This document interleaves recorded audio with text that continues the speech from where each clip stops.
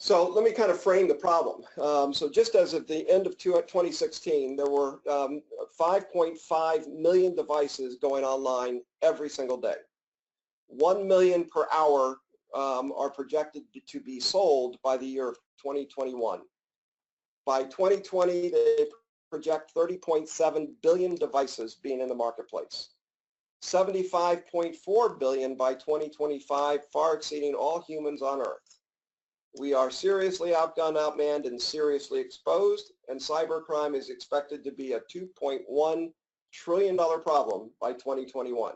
You know, when you think about cybercrime, you've got to frame it with mobility because I know very few people that leave their home without taking their cell phone with them. I know fewer people that, when they travel, don't carry an iPad with them or for their kids or whatever. So people are taking mobile devices with them everywhere. And then, as I mentioned, there's this whole thing called the Internet of Things, which is, where they're trying to essentially bring devices of all kinds onto the web. To provide all kinds of, I was talking to my wife earlier, for example, the microwave, and you want to look up a recipe that you can do with the microwave, it's built right into the microwave, things like that. You see the numbers in terms of the number of devices, and so now imagine managing all this. So let's look at the threat first off by the pros, and when I'm talking about the pros, I'm talking about the people in kind of the corporate environments that have to deal with this. And so they were asked, what's the kind of the priority order of these threats? And so the number one threat, of course, was device loss. The fact that you've got a corporate traveler that goes out, forgets and leaves his phone in the back of the, in the back seat of the taxi cab, or leaves it at the restaurant when he's taking somebody out, that kind of thing. Thereby exposing pretty much everything that's on the device if the device is not properly locked down. And in many cases, even if it is properly locked down, the bad guys have mechanisms to be able to get past that first line of security. Number two was application security, what you touched on, Bob. Fake applications, too many privileges, applications that are infected. We'll get into all of these a bit more in a minute. Then the number three thing was data leakage, basically increasing the amount that's being exposed in terms of the back-end systems. So you have a device, and because of the apps that are on that device and because of the way that device is configured, it potentially opens up the back end, if you will, into the corporate environment. The number four is malware attacks. The majority are Trojans that are really focused on things like SMS, and where this consumer is getting charged for excessive rates that are not theirs. Then finally, device theft, which is, of course, intentional theft, potentially exposing both personal and corporate data. So you'd ask yourself, does it really matter? Don't they have security systems for all this? Don't they have, aren't they dealing with this? Well, the fact is that, hackers have dramatically matured. They are now attacking the actual APIs, the application programmer interfaces, into not only the apps themselves, but the tools that are being used to develop the apps. So when you load a game and you're being asked, can I have direct access to the camera, to the microphone? No, do I need access to your calendar? Do I need access to your contacts? Location. Some people will just, answer yes, yes, yes, yes without even thinking about it. It's a whole new world. There are more and more users and business users of smartphones to communicate, but plan and organize users' work and private life. No, it's being used for everything. Just in the last 2 quarters of 2012, the threat grew 261%. In 2016, the cost is estimated at $110 billion worldwide, $21 billion just in the U.S.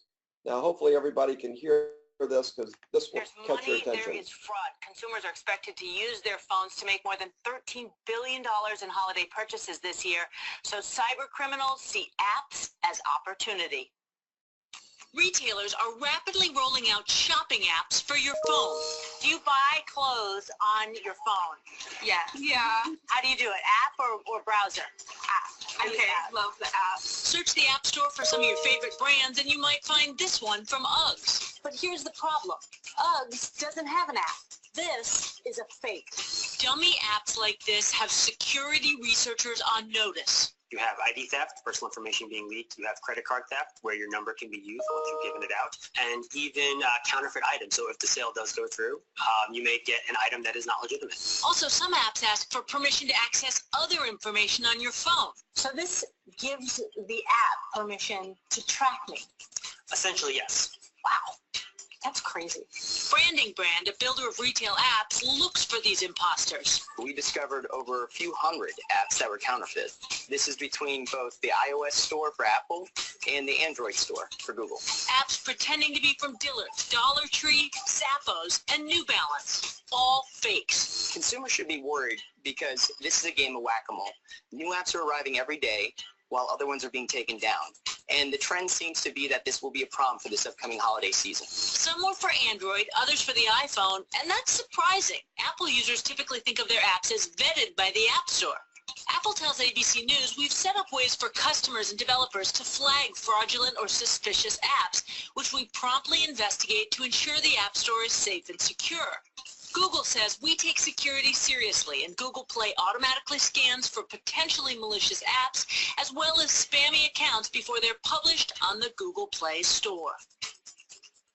It really does seem like a game of whack-a-mole. Despite the recent takedown of fake apps, we found some of these imposters still active this morning, George. And Becky, some of them look so real. So what are the telltale signs that they're fake?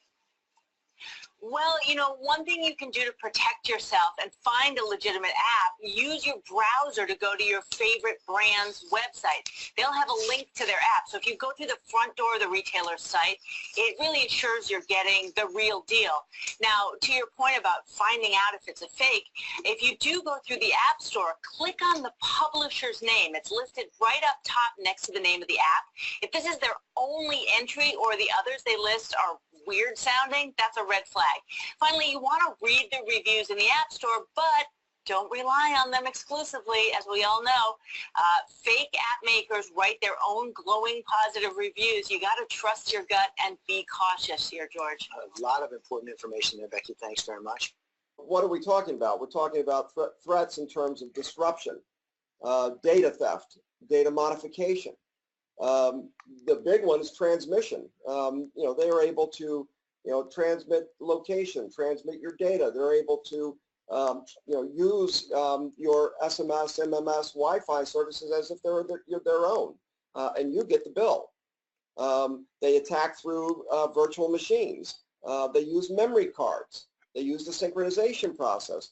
There are so many different ways that they come at this. The SS7 hack is actually something that was built around the fundamental architecture of how communications, in particular mobile communication systems, work, using the common channel signaling system. And there's a couple of different names depending on whether you're in the U.S., whether you're in Great Britain, where you're at.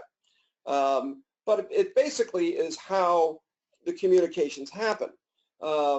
So what happened here was that there were a collection of tools that the CIA had amassed for their own purposes, for monitoring and competing in the cyber world against the Russians and the Chinese and the Iranians and so on and so forth. And they had amassed a pretty nice little tool set, depending on whose side you're on and how you look at it.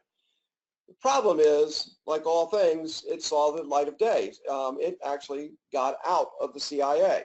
And so it's now in the public domain. So if somebody has the SS7 hack, they have the ability to read your text messages, listen to your phone calls, track your physical user location, and all they need is your phone number. That's it. With that, they can do all of that. And it basically essentially creates a vulnerability globally in the worldwide mobile phone network infrastructure. The exploit centers on a global system that connects all these things together, and it can give hackers, governments, anybody who's got it, remote surveillance powers, and you can't do anything about it. Well, almost anything about it. Now, what was interesting was that immediately after that escaped, everybody scrambled to see if they could detect and stop it and so on and so forth. And the reality was they couldn't, except for one application, just called Guard Your Device.